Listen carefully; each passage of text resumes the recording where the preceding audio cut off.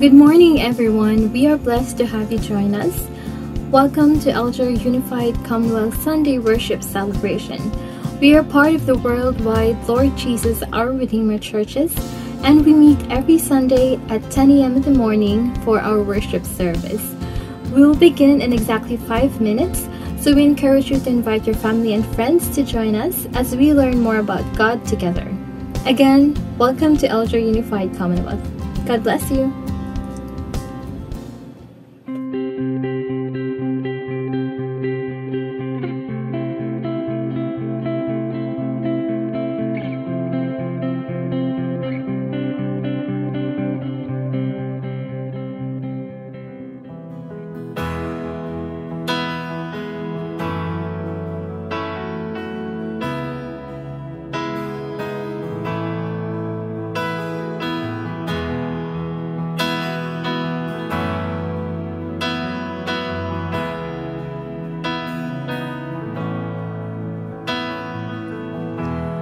I've carried a burden for too long on my own. I wasn't created to bear it alone. I hear your invitation to let it all go. I see it now, laying it down, and I know that I need you. I run to the Father, I fall into grace. I'm done with the hiding, no reason to wait. My heart needs a surgeon, my soul needs a friend, so I run to the Father again.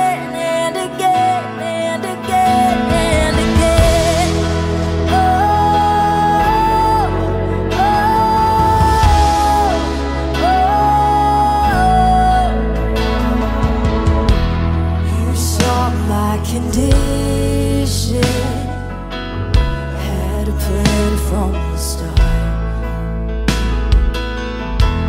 Your son for redemption, the price for my heart. And I don't have a context for that kind of love. I don't understand, I can't comprehend. All I know is I need you. I run to the Father, I fall into grace. I'm done with the hiding, no reason to wait. My heart needs a surgeon, my soul needs a friend, so I run to the Father again and again and again and again. Oh, oh, oh, oh, and again and again. Oh, oh, oh. My heart has been in your sight long before my first breath. Running into your arms is running to life from death. And I feel this rush deep in my chest. Your mercy is calling out, and just as I am, you pull me in, and I know I need you now. I run to the Father, I fall into grace.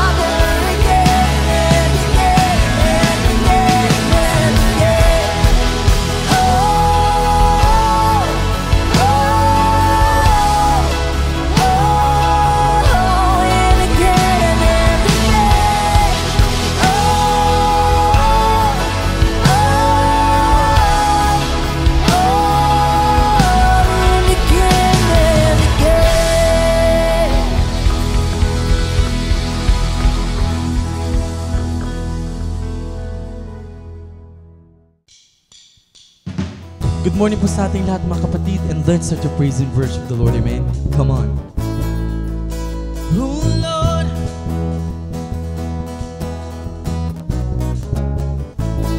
just yet well.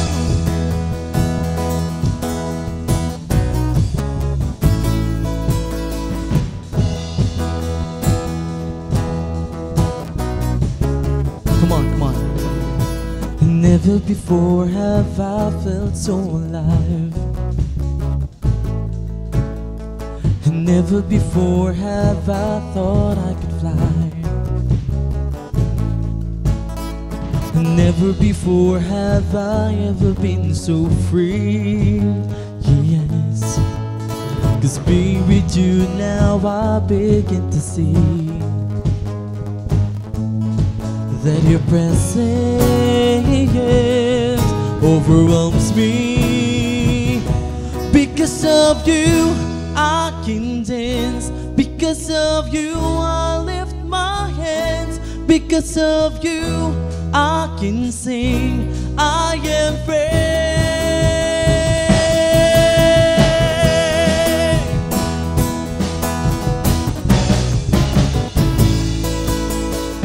Never before have I felt so alive. Never before have I thought I could fly. Never before have I ever been so free. 'Cause being with you now I begin to see that your presence overwhelms me. Because of you I can dance. Because of you I lift my hands. Because of you I can sing. I am free.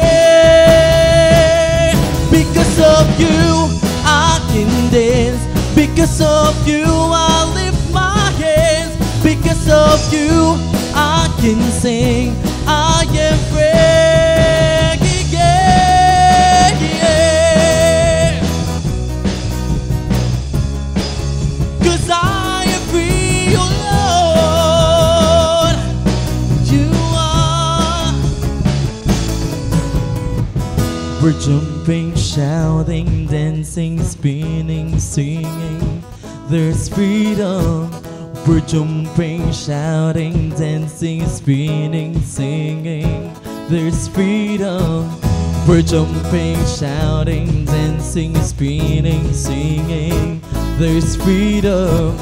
We're jumping, shouting, dancing, spinning, singing.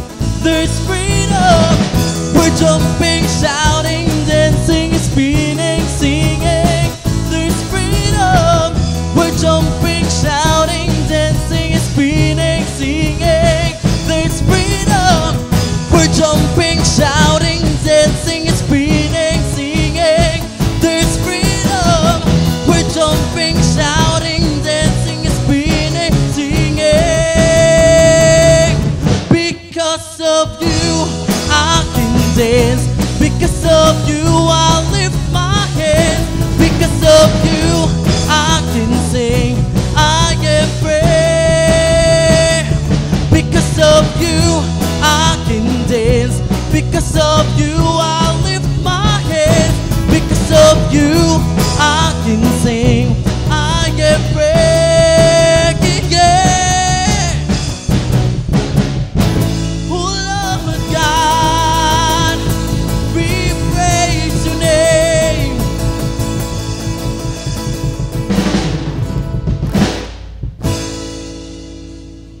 A reading from the book of Psalms chapter 34, verse 18 to 22. The Lord is close to the brokenhearted and saves those who are crushed in spirit. The righteous person may have many troubles, but the Lord delivers him from them all. He protects all his bones, not one from them will be broken. Evil will slay the wicked, the foes of the righteous will be contemned. The Lord will rescue his servant, no one who takes refuge in him will be content. God bless the reading of his word. Good morning, everyone. Thank you, Lord, for this Holy Sunday, O God. Before we start our fellowship, O God, we thank you for the grace, your Holy Spirit, to guide us for this day's celebration, O God.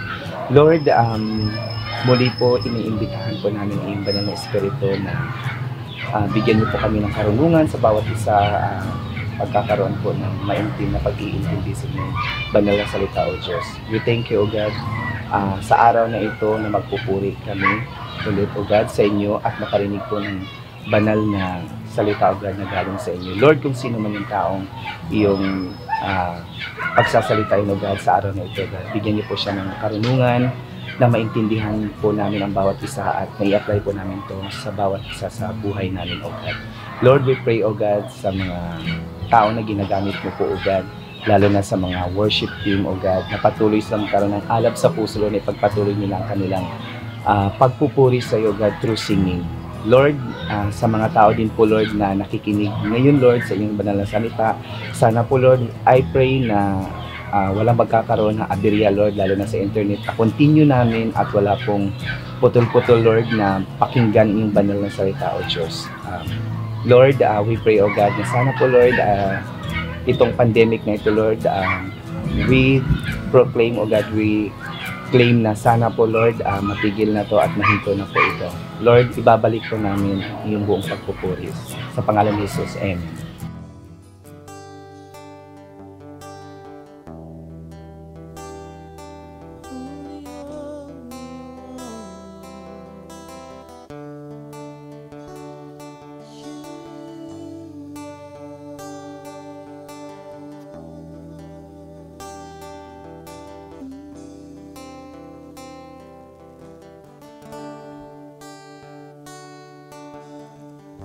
The universe is at your feet, gives you praise evermore.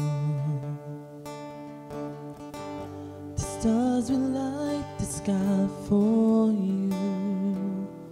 It's always God be praised, and we sing. The Lord is on high, the Lord is on high.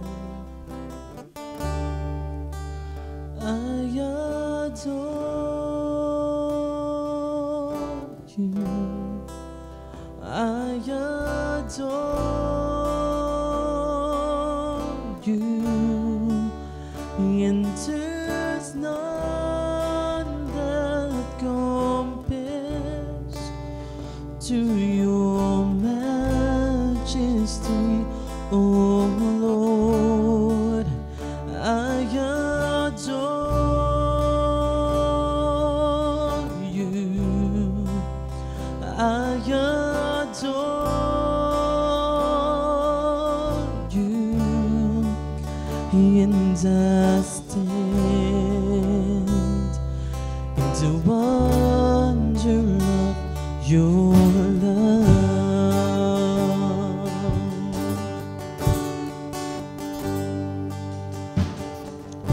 The universe is at your feet, gives you praise evermore. The stars will light the sky for you, always. God be praised, and we sing. The Lord is on high, the Lord is on high. I adore you, I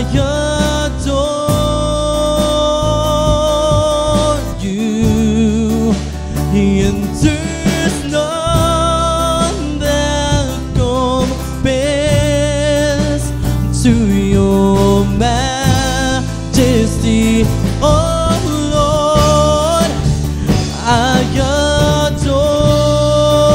adore you, I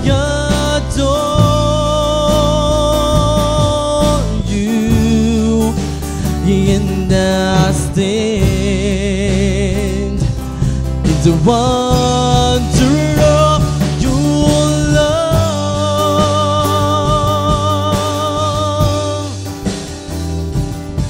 'Cause holy, holy, your Lord, as we adore you.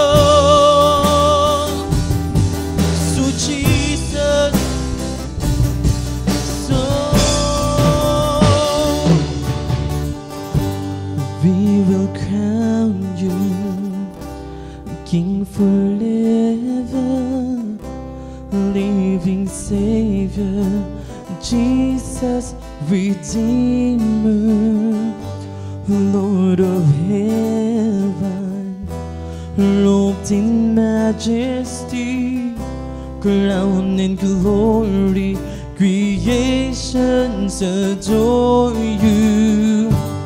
We will crown you King forever, living Savior, Jesus Redeemer, Lord of heaven, robed in majesty, crowned in glory, creations adore you.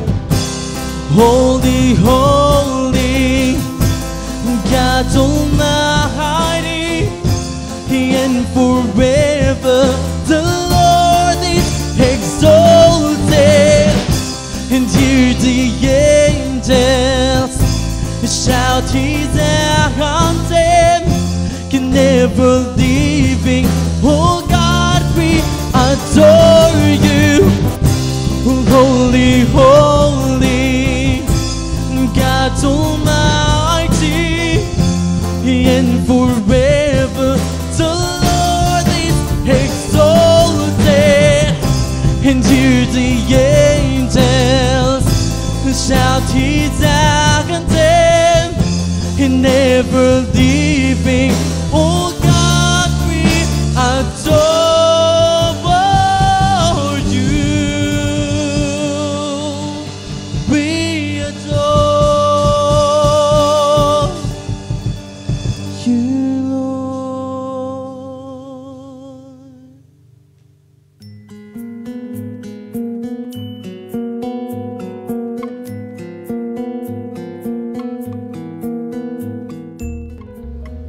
Good morning mga kapatid. Let's honor God with our giving. Allow me to share with you this verse in 2 Corinthians 9:7, and it says, "Each of you should give what you have decided in your heart to give, not reluctantly or under compulsion, for God loves a cheerful giver."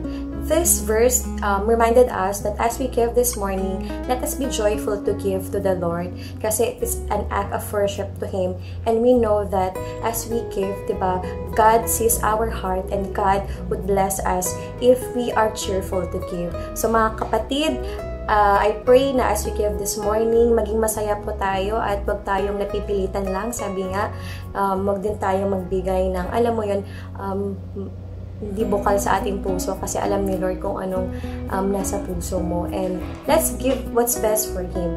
Tara, let's pray. Yes, Lord, we praise your name, Father. We glorify your name, Jesus. We adore you, Lord, Panginoon ko. Lord, maraming salamat, Lord God, for this wonderful day, Panginoon, that you've given us, Panginoon ko. Lord, salamat po for reminding us, Panginoon, na dapat kami magbigay ng bukal sa aming mga puso, Panginoon ko. And Lord God, this morning, give us joy, Panginoon, that we will give, Panginoon, what's best for you, Father God. Let's remind us, Lord God, that what we have right now, Panginoon, it belongs to you, Panginoon. It comes from you, Panginoon.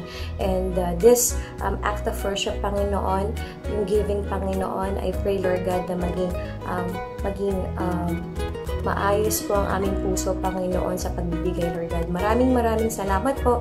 Continue to bless your people, Lord God. Continue to bless your church, Panginoon. Continue to bless your people, Panginoon. In the mighty name of Jesus, we pray. Amen and amen. For more details on how to give, please contact our finance representative or area leaders. Details are flashed on the screen as well. Mga kapatid, God bless you, so be a blessing. Okay, magandang umaga po sa inyong lahat mga kapatid. Ito po ang inyong kapatid, Chito Aquino, at I'm here in UK and the news is not good. Sapagkat the world is getting worse sa news and everything maski yung Amerika po na ika nga ay known to be a Christian country, ngayon parang nawawala na, even some Christians are drifting away from the church, marami pong nawawala na, hindi na nag-church at itong lastly nung nagkaroon sila, alam mo, yung Amerika po ay meron silang prayer, prayer for the nations, like that, a day of prayer. Ito po ay in-establish ng mga Christian nung araw pa, mga leaders ng Amerika. Ngayon po, yung si Biden, yung new president nila, ni hindi binanggit yung God. Kaya na maraming Christians na nalulungkot. Sabi na, bakit gano'n? Saan ka ba nagpe-pray? Sabi niya gano'n, if you do not mention the name of God or Jesus or what, wala lahat. Basta't, so anyway, yun po ang sinasabi ko. And nakakalungkot, we are on the last days. Marami rin mga Kristiyano ang, alam niyo naman, ang Pilipinos, they are everywhere. Amen po ba? Nakakalungkot sapagkat maraming mga Christian, maraming mga Pilipino ang kuminsan nadadala ng mundo. And some of them are Christians. I mean to say, pagka po marami nagpupunta dito, and later on, pag tagal-tagal, makikita mo, meron ng ibang nakakapagrelasyon na sa ibang, sa mga ibang lahi, nakikipagrelasyon na sa ibang, maski may asawa kung minsan, and some of them are hooked to drugs, even hooked to gambling, mga ganun nangyayari on these last days. What do we do, especially Christians? Alam niyo naman po, God has brought us to many parts of the world, but our mission is talagang to reach out, to bring salvation to the ends of the world. Yun ang inang sa atin ng Panginoong Jesucristo. But the problem is, kung minsan ay nakukontaminate. Even Christians are being contaminated by this world. What do we do para ika nga po ay hindi tayo makontaminate? Kaya ito po ang ating topic ngayon, be transformed by the renewing of your mind, because that is the only way, my dear brothers and sisters in Christ, na tayo po ay talagang hindi mahahawa ng mundo. Sapagkat if you will read the Bible, even some disciples of Paul, left him because of the love for the world. At yun po ang pag-uusapan natin. But before that, let's pray. Oh Heavenly Father, I praise you and I thank you, dear God, for this great privilege that you have given us again, oh Lord God, to fellowship with you and to fellowship with one another, especially to my dear brothers and sisters in Christ in the Philippines, oh Father God. Lord, right now, I just commit myself to you. I pray, oh Father God, that you be my lips, be my mind. I pray for your wisdom, knowledge, and anointing. I pray, oh Father God, that every words that will come out in my mouth be your words that will truly bring glory to your name and touch each and every one of us. Open our spiritual eyes, ears, and even our heart to your word, and may your word truly transform us, shape us, mold us into your likeness. Lord, I give you all the glory, the honor, and the praises. In Jesus Christ's mighty name I pray. Amen and amen. So, topic po natin ngayon is be transformed by the renewing of your mind. Sabi po sa Romans 12:1-2, therefore, I urge you, brothers and sisters, in view of God's mercy, to offer your bodies as a living sacrifice, holy and pleasing to God. This is your true and proper worship. And then it says there, do not, then if you will not, therefore, it means there is a continuation. Yung pong Romans chapter 1 verse 11, in-explain po rito yung condition ng tao. Talaga ang tao ay makasalanan, hopeless, talagang papunta sa impyerno. But because of the grace of God, because of the love of God, binigyan tayo ng pagkakataon through the Lord Jesus Christ who died for our sins. At dahil po doon, brethren, ay nagkaroon ng pag-asa ang tao, at ang tao ay nagkaroon ng salvation, ika nga po. Nang dahil doon, gumawa ang Panginoon. Siya ang mismo ang gumawa ng paraan dahil ang people are trying to reach out God through the religion. But no religion or good works are going to appease God sa ating mga kasalanan. Kaya po, gumawa ang Panginoong Diyos. God is loving and merciful. He wanted everyone to go to heaven. But at the same time, God is holy and just. Hindi po pwedeng hindi niya parusahan ng kasalanan. Ngayon, ang ginawa niya, para may magbayad ng kasalanan ay binigay niya yung anak niya. Okay, sa Romans po, pinaliwanag ito. So, praise be to God, maligaya tayo. Therefore, sabi niya gano'n, tayo naman, I urge you, brothers and sisters, in view of God's mercy, dahil sa awa niya sa atin, to offer our bodies as a living sacrifice, okay? Holy and pleasing to God. Yun. This is your true and proper worship. Now, if that is true worship, ngayon, how do we offer ourselves to God as a living, how do we become holy and pleasing to God? How? Sabi po sa verse 2, do not conform to the pattern of this world, but be transformed by the renewing of your mind. So, hindi na daw po tayo do not conform or do not copy the pattern of the world. Yung pong ibig sabihin nun, but be transformed by the renewing of your mind. Ano ha? Yung pagbabago, ika nga po, ng ating isipan. Then you will able to test and approve what God's will, His good, pleasing, and perfect will. Doon po natin malalaman talaga ang kagustuhan ng Panginoon sa atin. Only if we will have a transformation of our mind o pagbabago ng ating isipan. Okay? Now, be transformed. How do we do that? Number one, God expects us to be radically transformed. Talagang dapat na yung talagang pagbabago, no ha? Hindi po yung kunting pagbabago lamang, talagang radically. And I was there before, no ha? Ako po ay isang lasinggero, babaero, o yung mga ero na, no ha? But God transformed me. And so many Christians, alam ko marami rin sa inyo, God has transformed you. Now, transform para pong metamorphosis. Parang yung caterpillar na ay pamuuod na ito ay naging butterfly. Tingnan niyo naman po natin transformation, talagang hindi mo na talaga makikilala. Ganun din, when you are in Christ, talagang sabi nga po, talagang pagbabago mo. Ito po, 2 Corinthians 5:17, therefore, if anyone is in Christ, what will happen? The new creation has come, the old has gone, and the new is here. Ibig sabihin, talaga pong ganun ang nangyayari, and it happens to be, and happens to those Christians who truly receive the Lord Jesus Christ. Hindi mo na makikilala yung dati. Okay? And the goal of this transformation, mga kapatid, is to become like God in character. Sabi nga sa Ephesians 5:1, we must be imitators of God. At sabi din dito sa Ephesians 4:24, put on the new self, no, ha? Created to be like God in true righteousness and holiness. So, talagang ika nga po ay babaguhin na natin. It will be a real transformation, ano ha? At yung ating bagong, parang quote yan ha, parang pagpapalit ng damit, ika nga po, na yung isusuot natin ngayon ay yung kawangis na ni Kristo. Okay?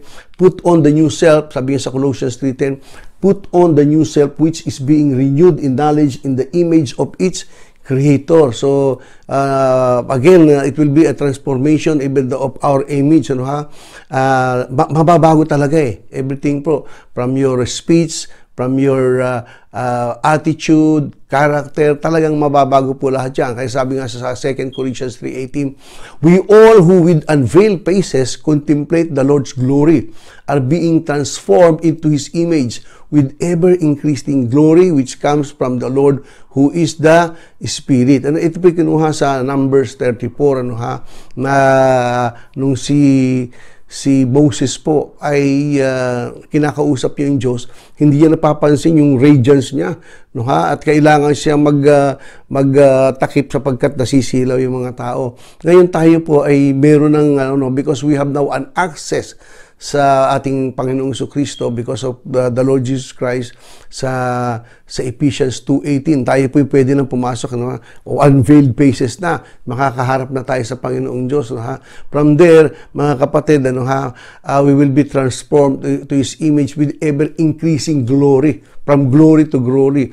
It will be kasi po itong ating pagbabago na ito, it's ika nga po ay paunti-unti, it's a process, ika nga po, ng ating pagbabago. Sa 1 John 3:2, but we know But when Christ appears, we shall be like Him, for we shall see Him as He is. Yan pa mangyayari sa atin. Ha? When Christ appears, we shall be like Him. Magiging kamukha. Yeah, that is our goal, Ephesians 4:13, to become like Christ, the Lord, like our Lord Jesus Christ. Ano, ha? At yun po ang ating goal talaga, to become like the Lord Jesus Christ. For He, sabi nga natin, for who has known the mind of the Lord so as to instruct Him, but we have the mind of Christ. Eventually, brethren, talagang, as I've said, process po ito, pero yun ang ating goal na talagang ating isipan ay kamukha na ng kay Kristo. And have the same mindset as Jesus Christ. Okay, that is our goal. Now, then, Genesis 1:26, then God said, let us make mankind in our image until we reach the image of our Lord Jesus Christ. And just as we have borne the image of the earthly man, so shall we bear the image of the heavenly man. Of course, yung una po, yung unang man ay si Adam. Kamukha tayo ni Adan. Pero ngayon, ay became a Christian, yung ating pong kahawig na ngayon ay yung heavenly man, kundi ang ating Panginoong Jesucristo. Okay, the goal of this transformation, again, to become like God in character. Number 2, to live for the things that are unseen. Okay, so unang-una po, dapat alam mo na yung goal ng ating transformation, to become like God, imitators of God, to become like the Lord Jesus Christ. Number 2, to live for the things that are unseen. Bakit? Ano ba yun? Sabi ko sa Bible, so we fix our eyes on what is seen. Eyes not on what is seen, sabi ko, but on what is unseen. Since what is seen is temporary, but what is unseen is eternal. Ano ba ibig sabihin no? We fix our eyes on the things that are not seen. Hindi do po katulad ng langit, ang Panginoon, ang Diyos, lahat. We fix our eyes there on the things that are unseen. Because what can be seen lasts only for a while. Kasi yan ang nagiging nangyari nga sa mundong ito, no, ha? Yung sinasabi ko sa inyo, maraming mga tao na lalo na pagka napunta na sa ibang bansa, supposed to be ay maging asin at ilaw, pero pag kuminsan dahil sa malakas ang temptation ng mundo rito, nadadala. Marami nga po tayong mga kababayan, sinabi ko sa inyo, na nakikipagrelasyon sa maling relasyon, sa mga na nagugulat dito na siguro na nakakakita ng magaganda or whatever, nagkakasala, nagkakaroon ng mga bisyo, and those things, and that's why, and the one thing, many of them sometimes are focused on the building possessions. Nawala na yung spiritual Kaya nga sabi sa Bible, you cannot serve two masters. You cannot serve God and mammon, money. Kaya lang ang problema dahil sa nasasabik, kaya kami nandito para kumita ng marami at magkaroon ng maraming posesyon. Ano nangyayari? Isinasatnabi ang asing tungkol sa Panginoon. Remember one thing, lahat po ng sabi nga, what can be seen is temporary. Wala pong permanent. Mawawala rin lahat yan Yung pinaghihirapan mo niyan, pinakamahalaga. Sabi nga sa Bible, what does a man gain if he wins the whole world, yet loses his very soul? Yan po kailangan talaga unahin natin yung mga spiritual things. Sabi ko rito, so our goal is to become like God. Number 2, to live for the things that are unseen. Of course, the spiritual things. What else? To live by the Spirit. Yun pa, to live by the Spirit. Okay? Which sabi nga rito, for if you live according to the flesh, you will die. But if by the Spirit, you will live. Kasi ang pinakang malaking hindrance kuminsan sa ating pong paglagong spiritual is not other than the flesh. Amen po ba?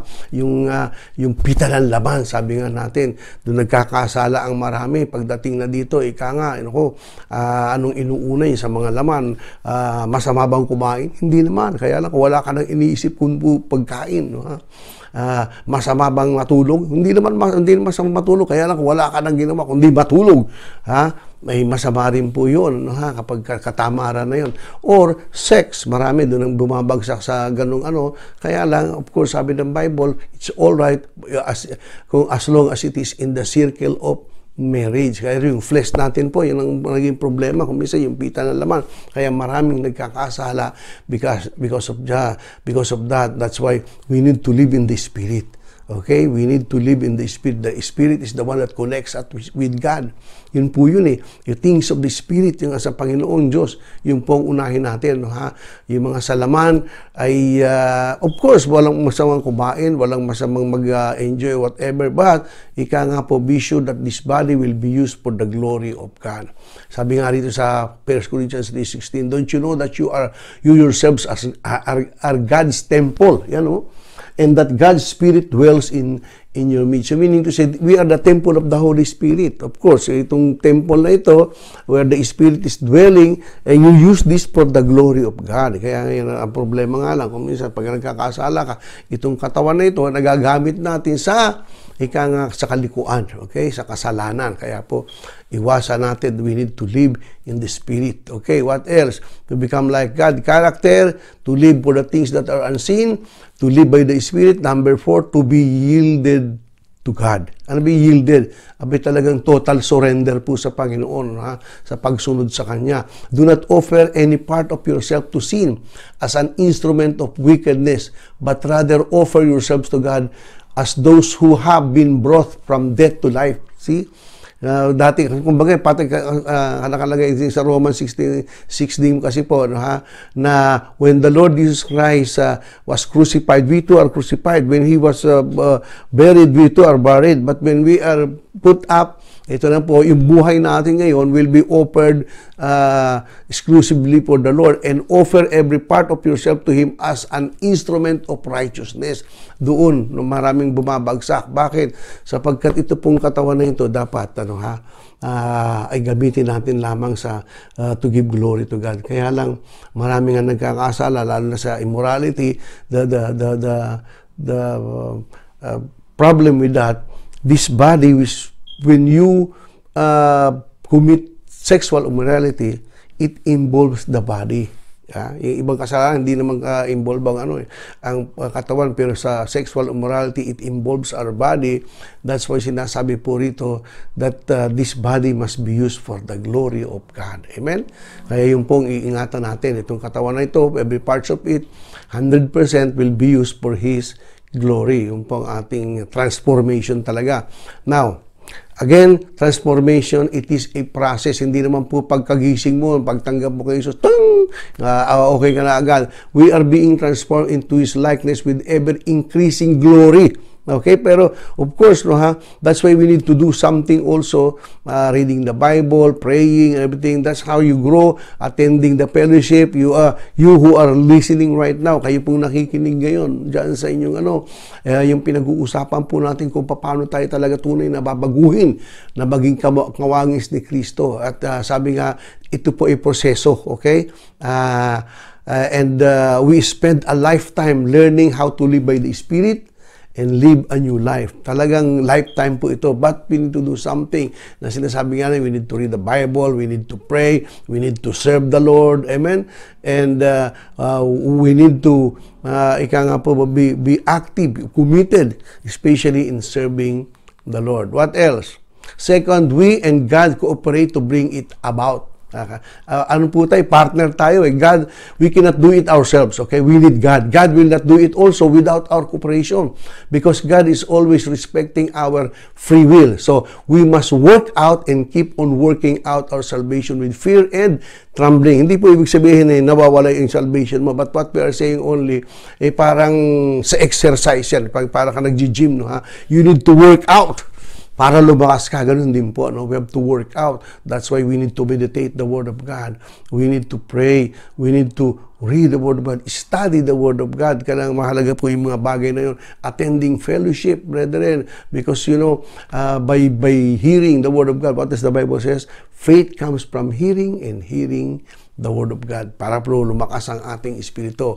Sabi nga sa Philippians 2, ito po, 12 and 13, no? Continue to work out your salvation with fear and trembling. Okay? For it is God, pero napaganda ito verse 13, for it is God who works in you to will and to act in order to fulfill His good purpose. So, dalawa po yan eh. Tayo at saka yung Diyos din, He is working so that we will become obedient and pleasing to Him. Okay? So, dalawa po yan. Tayo, of course,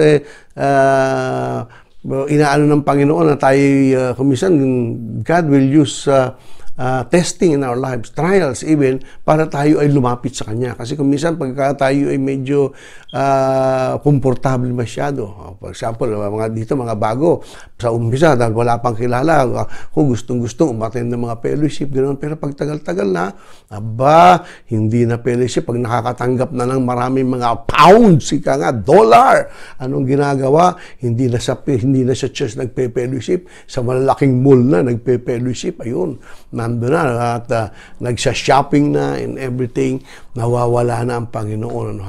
Ang kanyang sinasamba ay si Louis Vuitton na, si Hermes na pagtagal-tagal. Well, anyway, that's why as Christian brethren, mag-ingat tayo. Okay, so believe. Now, how to achieve this transformation? Number one, we have to believe. Maniwala po tayo, achievable yan, okay? And by faith, even Sarah, who was past childbearing age, was enabled to bear children because she considered him faithful who has made the promise. Imagine siya po ay 65 years old na nung pinangakuan. Alam mo, anong ilang taon siya nung nanganak? 90 years old. Imagine, wow, ang tagal nun, 25 years bago siya nakapanganak. Pero nakakita ka na ba ng 90 years old na nanganak? Wala. Pero si Sarah po, because of her faith in God, siya po ay nagbuntis at nanganak pa. 90 years old. Imagine, menopause na yun. Wala. Ewan ko, pero yung lola ko, parang lamang, menopause na. 60 plus pa lang, may 60 pa lang, menopause na. Ito si Sarah, 90. Pero nanganak pa rin. Why? Because of her faith. Okay, so that's why your belief is very important. And without faith, it is impossible to please God. Well, do you want to please God? You need to have that faith. Because anyone who comes to Him must believe that He exists and that He rewards those who earnestly seek Him. Okay? You want to be rewarded? Seek the Lord. Amen? Seek Him with all your heart, brothers and sisters. Read the Word of God. Nakakatawa sa Philippians 3:10.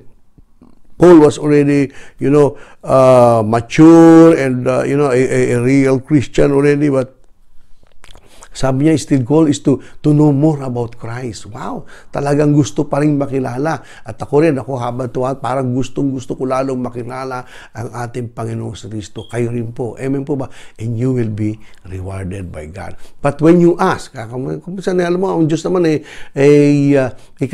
nagpapalayaan at sumasagot sa pangalan. Pero, but when you ask, you must believe and not doubt. Pag humingi ka sa Panginoon, huwag kang magdududa because the one who doubts is like a wave of the sea, parang alon daw, blown and tossed by the wind. Di ba nakita mo alon, pag ganun lamang. That person should not expect to receive anything from the Lord. Kapag humingi ka sa Panginoon, maniwala ka, amen, huwag kang magdududa. Alam ko, dadating yan. Bakit wala pa? In His time, in His perfect time, pero dadating yan. Yung Panginoon. Such a person is double-minded kapag hindi ka, siguro nga, mga ganun, hindi ka makakatanggap yan. You have to believe, okay? Such person, kapag ikaw ay nagdududa, is double-minded and unstable in all day. Hindi daw po estable ang kanyang isipan. Okay, so number one, to achieve this transformation, unang-una, maniwala ka. Okay, real faith is ang real faith is believing na no matter what. Ibig sabihin talagang naniniwala no matter whatever is the circumstance. He trusts the Lord. Trusting God no matter what. Yan po ang tunay na faith. Okay? Believe. So, choose. Okay? God respect our free will. That's why kailangan din piliin natin. Okay? Piliin natin. Sabi nga po dito sa Deuteronomy 30:19-20, This day, I call the heavens and the earth as witnesses against you that I have set before you life and death, blessing and curses. Now choose life so that you and your children may live and that you may love the Lord your God, listen to His voice and hold fast to Him. So if you will notice, brethren, ito yung inaano ni Joshua sa mga tao, For the Lord is your life and He will give you many years in the land He swore to give to your fathers, Abraham, Isaac, and Jacob. So anyway, he will ask the people to really believe on the promises of God. No, sapagkat you know what happened, isn't it? Nung una po ng yung mga Israelites, pinangako na sa kanila ng Panginoon, yan promised land na yan ibibigay ko sa inyo. Ang ano na yan ay the land is really fertile. There's sabi nila, full of milk and honey. Ibig sabihin talagang blessing. But when the problem is, nung nandun na po sila sa Kadesh Barnea, yun ang pinakang yung boundary between blessing, yung promised land, and itong curse na nasa likod nila. Ano nangyari? They doubted. They doubted God. Why? Because when they sent 12 spies, kasi siyempre, sa laban, kailangan titingnan mo yung kalaban mo, no, ha? Ay yung masama, yung sa 12, aba yung 10, yung 2, sabi gano'n, wow, napakaganda, sabi gano'n, may mga dala pa silang mga fruit of the land, mga ubas na kasi lalaki ng buko, sabi nila, wow, talagang very fertile, talagang napakaganda doon, sabi naman ng 10, oo nga, ang lalaki nga ng bunga, yun namang, yung mga tao doon, ang lalaki, parang mga higante, at tayo'y parang mga tipaklong, naku, yun ang masama. Sabi na, ang tingin nila sa atin, tipaklong. Naku, iyakan na sila. Yung 12 ang nagbalita. Anong nangyari? Boom! Bumagsak. Ika nga po, no, ha? They choose not to believe, and because of that, brethren, for 40 years, sila po ay napunta ron sa curse, ika nga sa wilderness. Instead of receiving the promise of God, sabi na ni Lord, ibibigay. Ganon din po. Maraming promise ang Panginoon sa iyo, kapatid. Kung nakikinig ka na. Healing, sabi ni Lord, ibibigay niya sa iyo. Do you believe that? That God can heal you? Praise be to God. He's the best healer. Kaya pag nagdududa ka, hindi mo matatanggap. You have to choose, no, ha? To believe or not to believe. To doubt or truly trust in the Lord. Real faith, as I've said, is trusting God no matter what. Okay? So what else? So believe, choose, stay in God's Word. We have to stay in God's Word. Of course, we will not just believe na kailangan it must be attuned with the principle of God. Sa Word of God, kailangan po naka-base sa Word of God. Sanctify them by the truth. Your word is truth. Ika nga po, yung salita ng Diyos, yun ang nagsasanctify sa atin, naglilinis sa atin, yung salita ng Diyos. Yun ang sabi nga niya, my word is spirit and it has life in it. May buhay po yun. Kaya nga, sabi, di ba, yung word of God, okay, that we received, it bears fruit po. Nagbubunga ito. As we meditate on it, as we believe in the Word of God, as we believe in the promise of the Lord, praise be to God, it will bear fruit in you. Na sabi niya, 30, 60, or even 100-fold. Sabi nito, humbly accept the Word planted in you, which can save you. Yung nang salita ng Diyos. Remember, who is the Word of God? The Word of God is the Lord Jesus Christ. In the beginning was the Word, and the Word was with God, and the Word was God, and the Word became flesh in Jesus Christ. That Word that you know can save you, and that Word is none other than the Lord Jesus Christ. Okay, let the message of Christ dwell among you richly. That's why we need to meditate on it, read it, listen to the Word of God, listen to the preachers, brethren, because that is the one that will enrich your faith, and faith, brethren, just like Abraham, because of his faith, because he believed, it was counted for him as righteousness. Ganun din po, it is by faith, no, ha? By grace, through faith in the Lord Jesus Christ, that we are saved, my dear brothers and sisters in Christ. But to increase that faith, we need to know the Word of God. We need to listen. We need to meditate on the Word of God. We need to read the Word of God. Okay? All Scriptures is God-breathed and is useful for correction, rebuke, and so forth, so that the servant of God may be thoroughly equipped for every good work. Remember, brethren, God's Word, that's why the Bible is God's Word. It is God's breath. Actually, it is God's voice. And it will be used for us, and it will equip us to serve Him and to live a life that is pleasing to God. Okay? That's why the scripture, the word of God is very, very important. For the word of God is alive, it says there, and active. Remember that, sharper than any double-edged sword. It penetrates even to the dividing soul, spirit, joints, and marrows. It judges the thoughts and attitudes of heart. You know, as you meditate on the word of God, you know, 30 years ago when I received the Lord Jesus Christ will woke me up. Even in 2, 3 a.m. in the morning, I was young then, He will wake me up and I will just read the word of God. Wow, the Lord is truly talking to me and piercing my heart. Any sinful act, sinful thoughts, or whatever it is, the God is teaching me, rebuking me, and correcting me. And praise be to God. I thank God for that, for that time. And until now, every time I meditate on the Word of God, God is talking to me. God is, communicating with me, consoling, and also encouraging me, strengthening me. That's why we need to read the Word of God, meditate on the Word of God. It will do you good. It will truly transform you if you will do that. God is alive, and the Bible is the voice of God, okay? Not only the Word of God, but the voice of God. He will talk to you. God is alive. Remember that. Okay, what else? Matthew 4:4, Jesus answered, "It is written, man shall not live by bread alone, but on every word that comes from the mouth of God." Sometimes, what we always think is food, bread, hamon, caldereta. Yeah, that's what's in our mind. But, those things, sometimes so much of that will not make you healthy, will make you fat and give you sickness.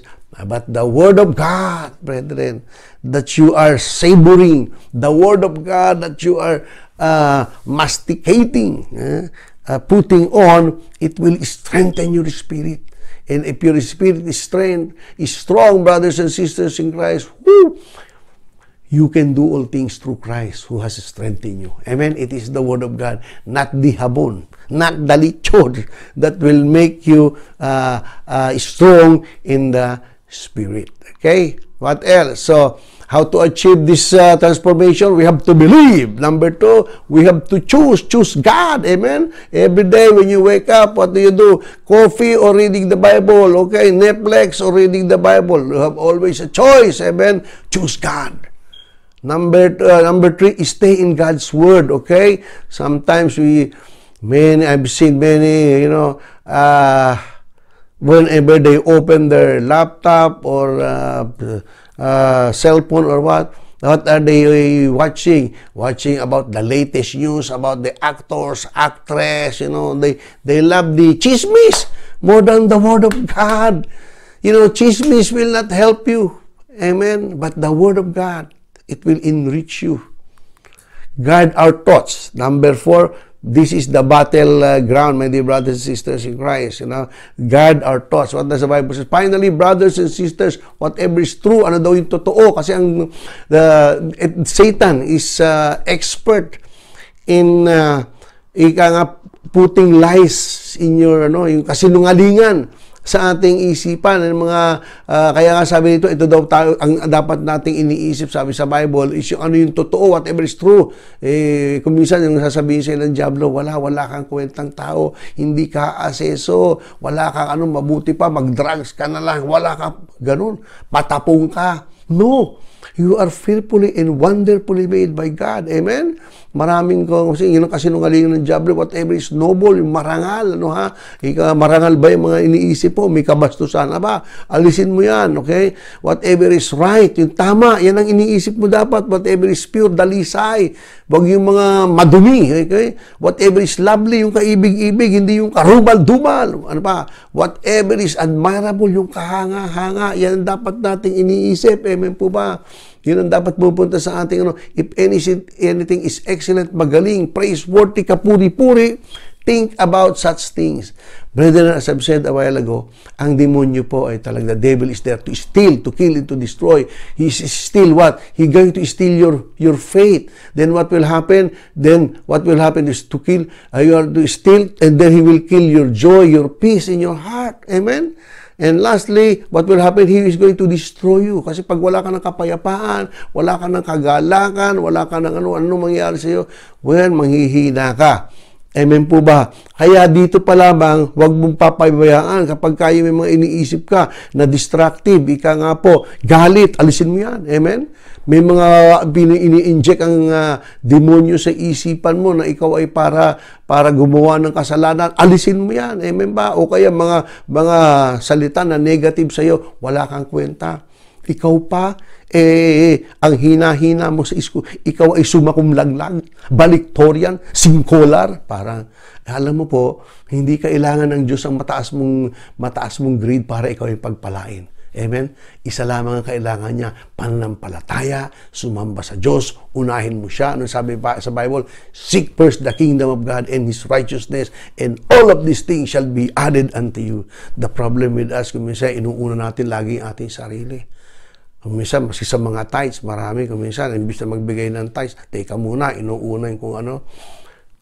If you put God first, brethren, maniwala ka, the Word of God, God is going to bless you. Okay? 2 Corinthians 10:5, what do we do? Pagka may mga masamang isipan tayo, we have to demolish arguments, every pretension that set itself up against the knowledge of God. Yung mga salita na, mga isipan na hindi galing sa Diyos. Ano ha? We take captive every thought to make it obedient to Christ. So yung mga isipan na yan, aalisin natin yan at kailangan nating mga isipan na yung sumusunod sa ating Panginoong Jesucristo. Okay?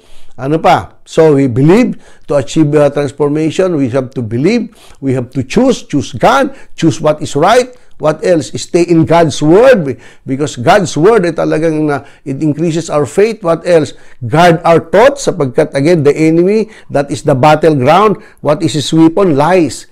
Kasinungalingan. Bibigyan kasi nung wala kang kwenta. No. You are obra maestra of God, a masterpiece of God. You are the ultimate creation of God. You are valuable in the sight of God. Amen? Remember that. What else? Pray. We need to pray. Why? As you pray, prayer is an expression of our faith. Not only that, it strengthens us. When you communicate with God, that is the time that God will, strengthen you. Even the Lord Jesus Christ, when He was here on earth, He always see to it that, after miracles, He will commune with the Father. See, for guidance, strength, and we need to pray to God, my dear brothers and sisters in Christ. We need to communicate with Him. And God is alive. He will guide you. He will lead you to the right path. How? Through your prayer. As you pray, He will speak to you. He will even speak through you.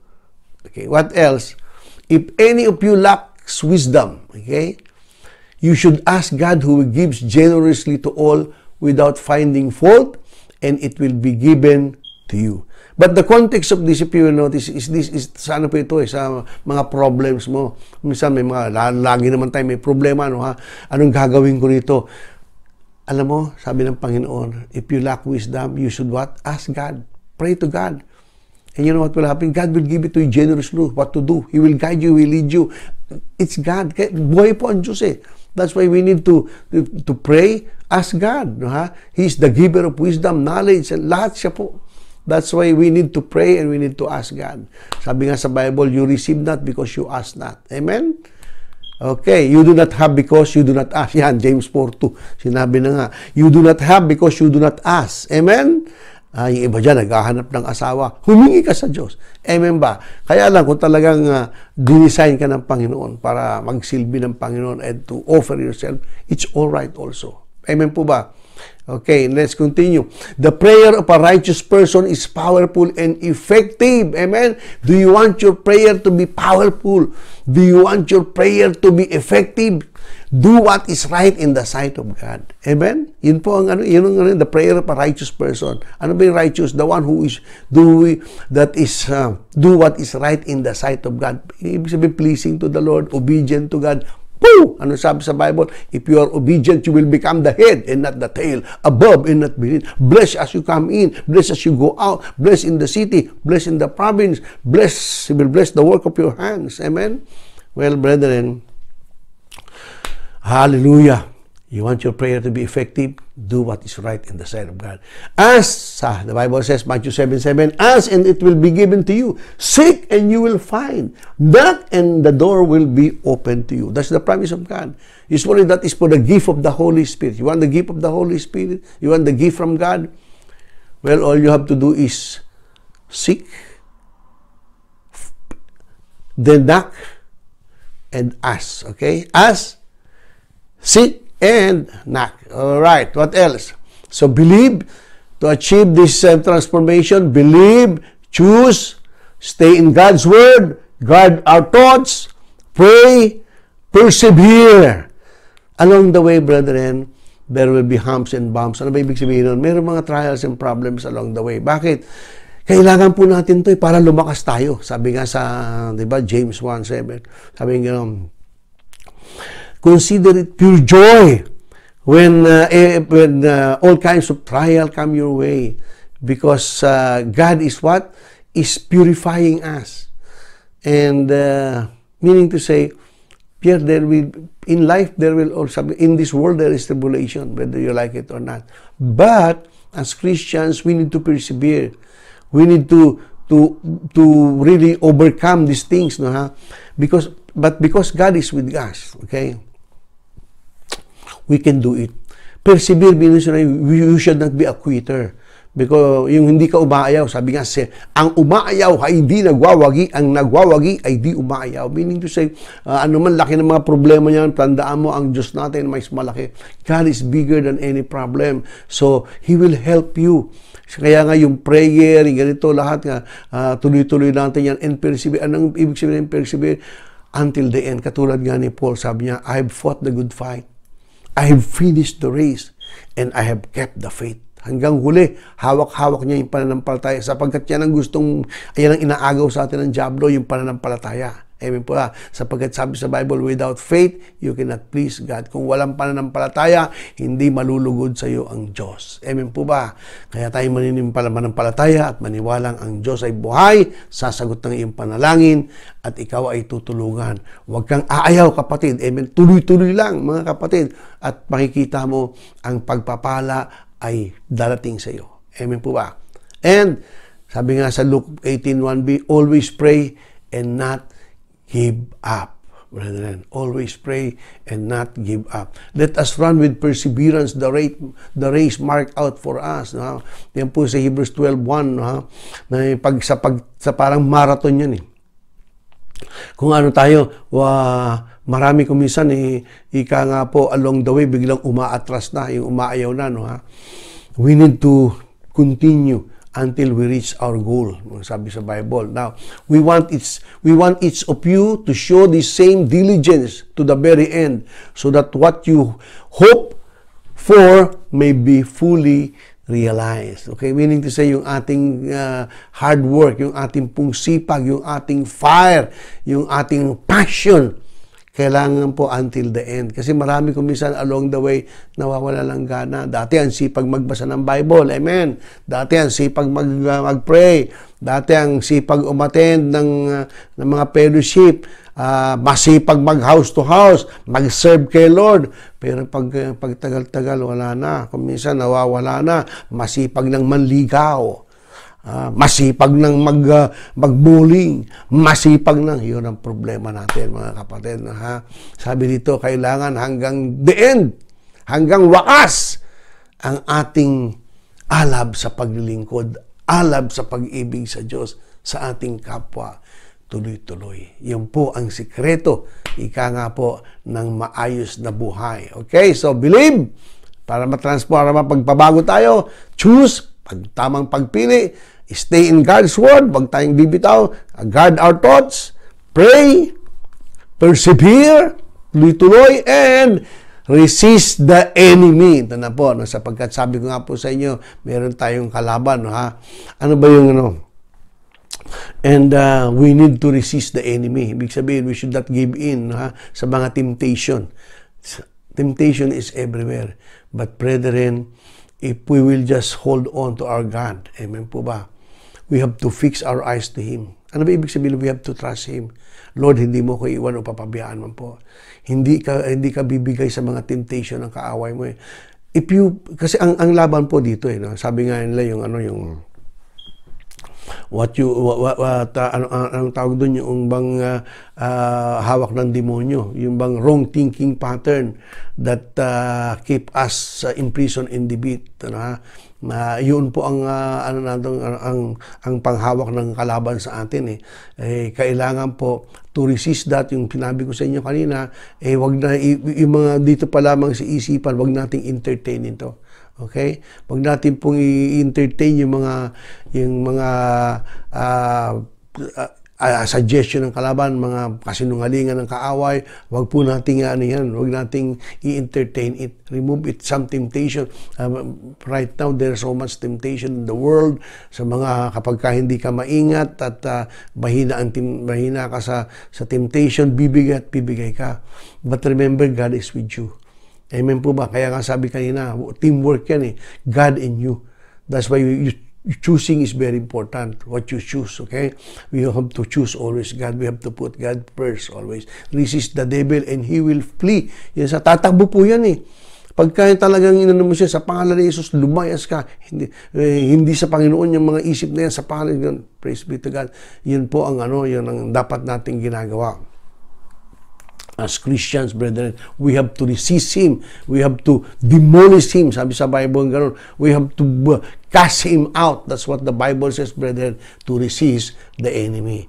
And by doing, sabi nga, for though we live in the world, we do not wage war as the world does. The weapons we fight with are not the weapons of the world. Hindi po ito, flesh and blood, but on the contrary, they have divine power to demolish strongholds. Ano ba yung strongholds? Strongholds is wrong thinking pattern that keep us imprisoned in defeat. Ano ibig sabihin? Yung maling pag-iisip po, yun ang na ini-inject sa atin ng diablo, mga kasinungalingan, destructive, negative, discouraging thoughts, yung mga ika nga po na talagang para ikaw ay bumagsak, kakalabanin po natin. We demolish arguments and every pretension that sets itself against the knowledge of God. We demolish it, again, mga kapatid, by using the Word of God. Kailangan po na. And we take captive every thought to make it obedient to Christ. Dahil yung pamag-isipan na hindi iyan natin sa Panginoon upang ating mga isipan ay maging yung sumusunod sa ating Panginoong Hesukristo. Okay, so again, how to achieve this transformation, ang pagbabago ito, believe, maniwala, choose, pagpili, stay in God's Word, guard our thoughts, pray, persevere, resist the enemy, keep the vision. Keep the vision. What is our vision? To make disciples and plant churches. When our church, Lord Jesus, our Redeemer Church, when I was having my communion with God about this church, God told me already that this church will bring salvation to the ends of the world. During that time, wala po tayo, iilan pa lang tayo, and we are zero sa ating churches. I was doing everything para makapag-umpisa tayo ng church, but right now, brethren, this vision is being fulfilled. If you notice, si Pastor Rone ay nandun sa Amerika na, si Pastor Ranel ay nandun din sa South, Yung isa nasa Northwest, yung isa nasa Southwest, si Pastor Joey po ay nandito sa Eastern part of the US. Ako naman ay nandito sa UK at marami na ditong mga churches. Si Pastor GB ay nandito sa Middle East at meron tayo and someday, brethren, kayo po na nakikinig, I will be there also. Amen? And sapagkat we are not getting any younger, kailangan natin ng mga tao rito na balang araw. So dito po ay the churches are growing and getting stronger, at alam ko sa Pilipinas ay ganoon din, sapagkat saan pa tayo kukuha ng mga worker kundi kayo mismo. Kaya we have to keep that vision. Wag po tayong aalis dyan sa vision natin, brethren, na binigay sa atin ng Panginoong Kristo.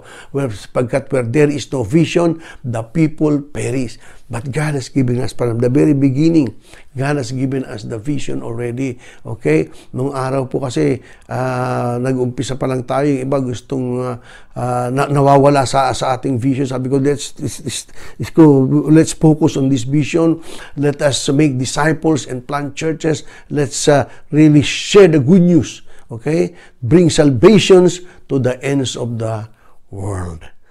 Brethren, my prayer is all of us will be transformed into the likeness and knowledge of our Lord Jesus Christ. Let's all bow down, let's pray. Lord, maraming salamat po sa iyong salita, Lord God, ngayong umagang ito, Lord God. Hinihingi ko, Lord God, ang salita mo ay tunay, Lord God, nag-penetrate sa puso ng bawat isa sa amin, Panginoong Diyos, na tunay, lahat po kami ay dapat, Lord God, matransform, Lord God, upang hindi po kami madala sa tukso ng mundong ito, Panginoong Diyos. Tulungan mo po kami, Panginoong Diyos, magkaroon ng heavenly minded. Help us to Lord God, to be imitators of you, O dear God, to reach our goal to become like our Lord Jesus Christ, Lord God. Fill us always with your Holy Spirit.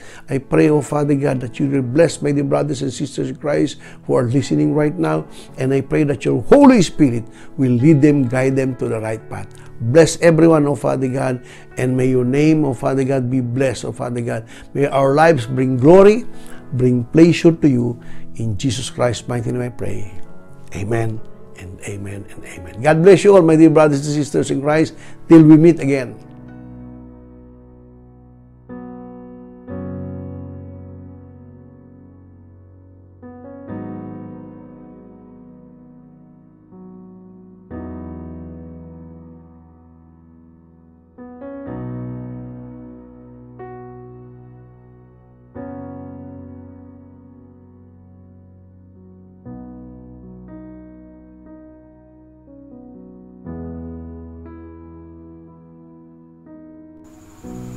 Lord, nagpapasalamat po kami sa katatapos namin pong fellowship. Salamat sa iyo, Diyos. At kami po ay nakapakinig na iyong banal na salita, Panginoon. Salamat po sa nagbigay mensahe, Panginoon, upang kami patuloy na patatagin ang aming pananampalataya, O Diyos. Salamat po ng maraming dahil andyan ka, Panginoon. Hindi mo kami iniiwan, hindi mo kami pinababayaan. Patuloy mo kami tinuturuan kung paano kami lalakas ang aming pamumuhay spiritual, Panginoon, Lord God. Salamat po ng maraming dahil naandyan ka lagi, Panginoon. Salamat po sa buhay ng bawat isa na patuloy nakikinig na iyong banal na salita, at ang bawat isa nagpapalakasan, Panginoon. Salamat po ng maraming Panginoon, sa aming pong mga kapatiran, Panginoon, na may mga karamdaman. Dinudulog ko po namin sa iyo, O Diyos, na hiniling po namin ang kanilang kagalingan, Panginoon, lalo na po sa kapanahon ng ito, O Diyos, na marami pong karamdaman ng aming ibang mga kapatid, Panginoon. Tulungan mo po sila, Panginoon, na magkaroon po ng kumpletong kagalingan, Panginoon, Lord God. Lord, nalangin po namin ang aming mga kapatira, mga nanghihina, patuloy mo silang palakasin ang kanilang pananampalataya, Panginoon. Nalangin po namin na patuloy silang maglingkod sa iyo habang kami ay nabubuhay sa mundong ito, O Diyos, Panginoon, Lord God. Lord, dinadalangin din po namin ang aming pamilya, ang aming mga kapatiran, Panginoon. Dalangin po namin, may vaccine man o wala, sila po lahat ay maging pre-virus, Panginoon, Lord God. Lord, salamat po. Nandyan ka lagi, Panginoon, na handa kang tumulong sa bawat isa sa amin, Panginoon. At nagpapasalamat din po kami, Panginoon, sa pagbaba po ng COVID sa aming bansa, at naniniwala kami ito, O Diyos, ay ito hanggang sa ito iaalisin mo ng lahat sa bansa namin, Panginoon, at magiging malaya na po ang bawat mamamayang Pilipino po sa aming bansa, Panginoon. Salamat po ng maraming at dalangin po namin magpadala ka po ng maraming baksin sa bansa namin, Panginoon, dahil para maging malaya na po ang aming bansa, Panginoon. Salamat po, O Diyos. In Jesus' name we pray. Amen. Amen.